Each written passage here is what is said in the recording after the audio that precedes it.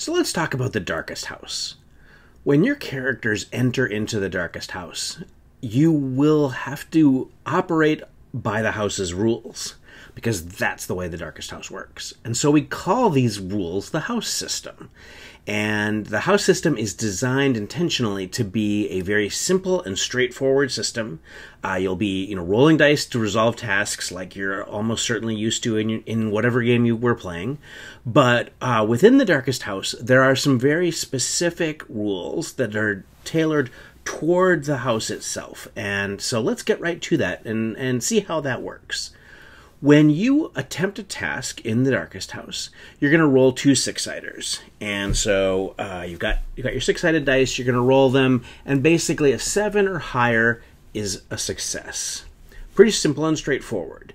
And that's so that the system kind of doesn't get in the way of telling the hopefully flavorful, creepy, moody story, kind of unnerving story that you're telling as your characters go through the darkest house, and getting at some of the revelations and the things that you will discover about your character as you encounter these weird and strange experiences in the darkest house. So you're rolling 2 6-sided dice, and you add your rating, your character rating, which is something that you'll get when you convert your character, but we'll get to that. And you are subtracting the rating of the task that's at hand. So if you're in combat, you add your rating and you subtract your opponent's rating. So that's really simple, straightforward, basic arithmetic.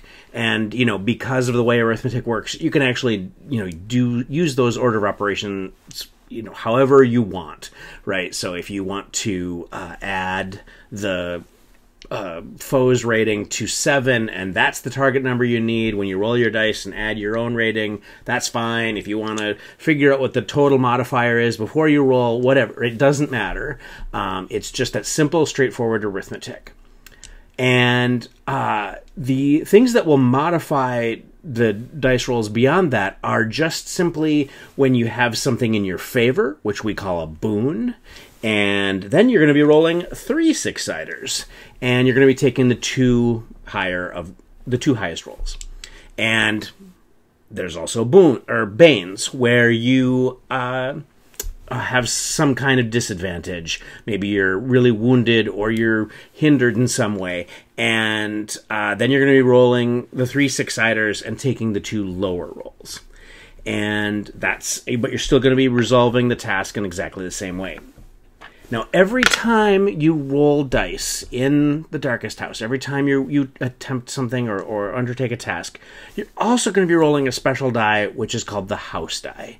And the only thing that you need to pay attention to with the house die, you're not adding it in or anything like that, but you need to make sure that the house die doesn't roll higher than the other 2 dice that you're rolling.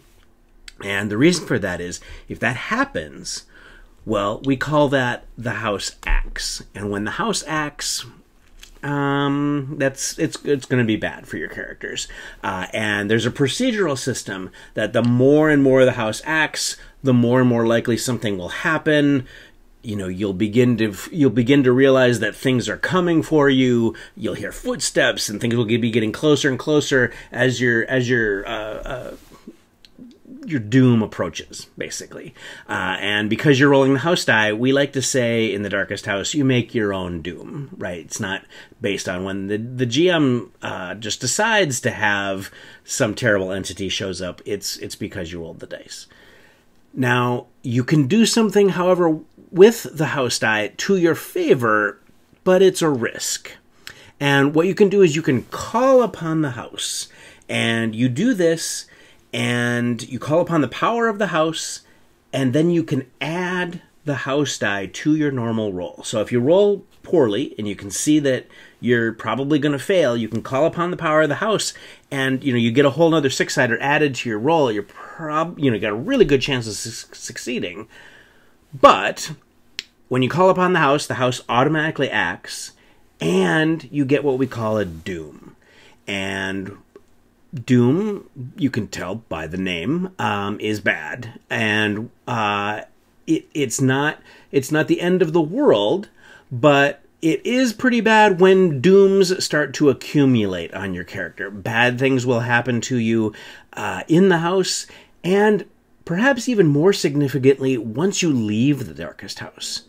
Because what will happen is the essence of the house, the haunting nature of the house, something about it will linger with you as you leave, which will lead to further complications in your campaign and maybe bring upon whole new adventures that will introduce hopefully interesting but also maybe disturbing things for your character and your campaign. So that's the entirety of the house system. That's how you will determine success or failure. And good luck in the darkest house.